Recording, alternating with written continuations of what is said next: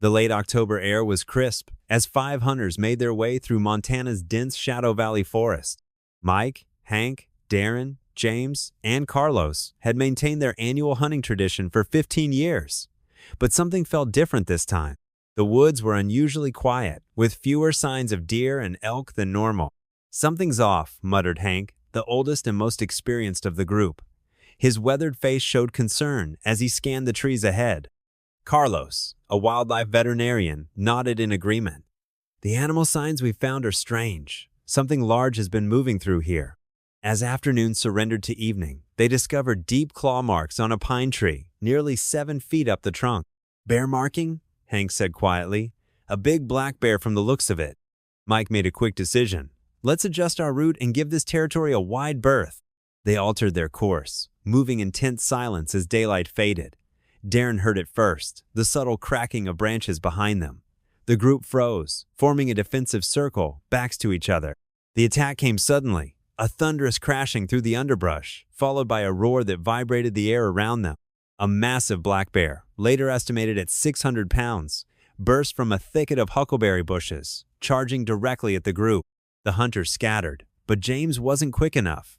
The bear knocked him to the ground with a powerful swipe, claws tearing through his hunting jacket. His scream pierced the twilight as his rifle flew from his hands. "Distract it!"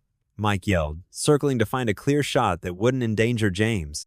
Darren and Carlos began shouting and waving their arms while Hank positioned himself for a potential shot. The bear rose to its full height over James, who had rolled onto his back, arms raised in a futile attempt to protect himself. Mike fired a warning shot into the air, but the bear only flinched before dropping back to all fours, jaws snapping dangerously close to James's throat. "I can't get a clean shot," Hank called out, his voice edged with panic.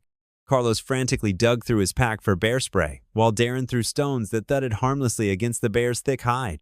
James managed to land a solid kick to the bear's snout, buying himself precious seconds to scramble backward.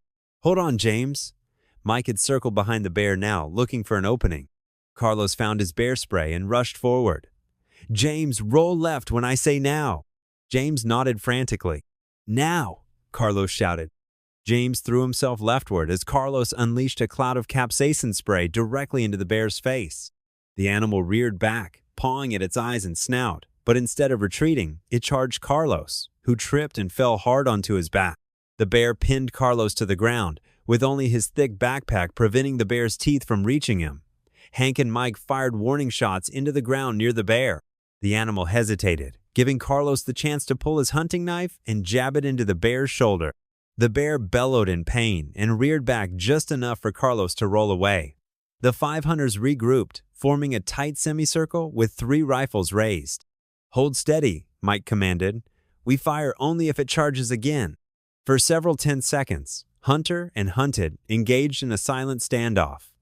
Then, incredibly, the bear took a step backward, then another.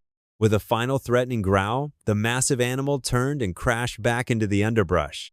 The men remained frozen until the forest sound slowly returned. They rushed to check on James, who had suffered deep lacerations to his arm and shoulder, while Carlos had escaped with bruised ribs and minor scratches. "We need to get to camp and radio for extraction," Mike decided. "That bear is wounded and angry. It might come back." They reached their campsite an hour later, exhausted and on edge. Mike used their satellite phone to call for emergency evacuation, which wouldn't arrive until morning due to the dangerous conditions for nighttime helicopter landing. As they huddled around the blazing fire, treating James's wounds and calming their nerves with whiskey-laced coffee, Hank shook his head. "In 15 years out here, I've never seen a black bear act that aggressively without cubs nearby." Carlos nodded. Something was wrong with that bear. The way it moved, how it attacked, it wasn't normal behavior. The night passed tensely, each man taking his turn at watch. When morning came, bringing with it the distant thump of helicopter rotors, the 5 friends shared a moment of silent gratitude. As the medical team loaded James onto a stretcher, he grabbed Mike's hand. "Same time next year?" he asked with a weak smile.